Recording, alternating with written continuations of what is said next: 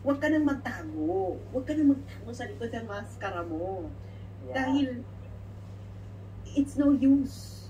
You know, there are a lot of people in the know, in the political, even in the business world, knew what you did. You know what you did to them, to me, to other people.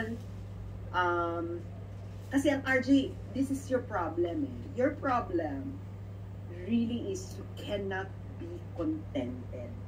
Okay? Kung sa tingin mo ako yung kung sa tingin mo RJ na ikaw yung marami ka naman talagang pera. Ikaw rin naman nag-declare na you are extremely wealthy. Sinabi mo yan sa isang tao sa Cebu nung tinanong ka ba't hindi ka na nagbablog. Ang sinagot mo sa tao sa Cebu nung pumunta ka ng Pilipinas, remember that? Kala mo hindi nakarating sa akin.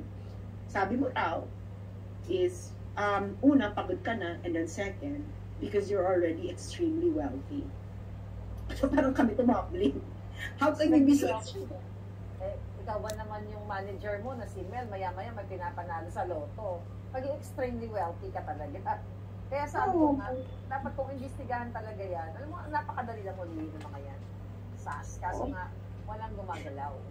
Hindi, sabi ng mga tao, bakit si RJ? Kasi alam ko po kung sino ang mga nagpa-planning behind this. Ang inner circle ni Lisa Marcos, ang specific na kasama dyan ay si Mel Robles at si RJ Nieto. Yeah. Yan ang nag-ooperate. Nagigets niyo? Yan ang nag-ooperate. Alam yan ng mga businesses, alam yan ng media, na pag si Mel Robles nang lumapit sa kanila, ibig sabihin, there is something. Yeah. Maghubaran na tayo ng maskara eh. Tapusin na natin to. Dahil, Diyos me, ano pa ba, ang dami-dami nyo ng pera. Ano pa bang kailangan ninyo? Nandito sila ngayon, nagsha-shopping na ngayon, si Mel Robles, nandito diba? Nandito ngayon, baka kasama si Taning, hindi lang nagpapakita. So, kanina sa kahapon, na talagang pino-flaunt nila yung mga shopping galore nila sa mga high-end stores. Kaya, of course, the travel, we all know, magtama ka. Yan ang nagpa-planning. Yan ang gumagawa ng Black Ops. Okay? Yan ang Black Ops team ni Lisa Marcos, si Mel Robles, at si RJ Nieto. Kaya maniwalang nag-aaral lang yan. Matalino yan si RJ. Dahil yung inaaral pa lang niya ngayon sa Bristol is first year. Naka 3 years yan sa UP. Kaya niyang pumikit at pabanding-banding na lang yan. Dahil uulitin lang niya yung ginawa niya. Patali naman talaga siya sa math, no? Pero most of his time is being used in order to conspire and to do bad things to other. And I know that RJ Nieto, dahil yung isa, lumapit sa akin at sinumbong ka. Oh, di ba? Sino yung gusto niyong pabagsakin? Ano daw? Ikaw, si Mel Robles, saka ikaw. Sino? Ayoko lang sabihin nakakaawa lang, pero alam, you know exactly what I'm talking about.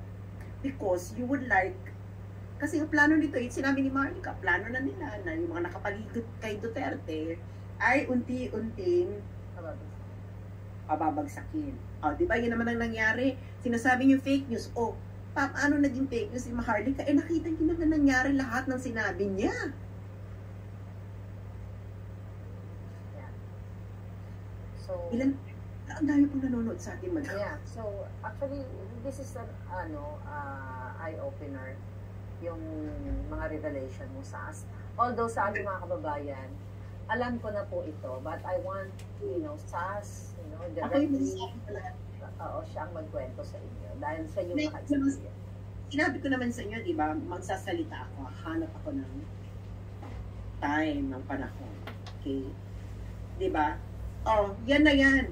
Ang Black Ops ni Lisa, ang team niya dyan, si Mel Robles at si RJ Nieto. Si Mel Robles ang nagsusupply ng pera. Kaya siya nasa PCS ko. Bakit ko alam?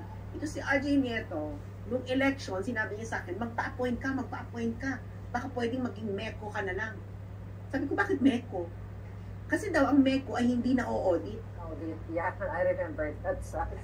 Ayop talaga, no? Sabi ko, bakit ako magpapa-appoint sa MECO dahil hindi na-audit? So parang, Yun na talaga ang goal nila, magnakaw ng pera, magkasama ka sa nangangamkam RJ Nieto.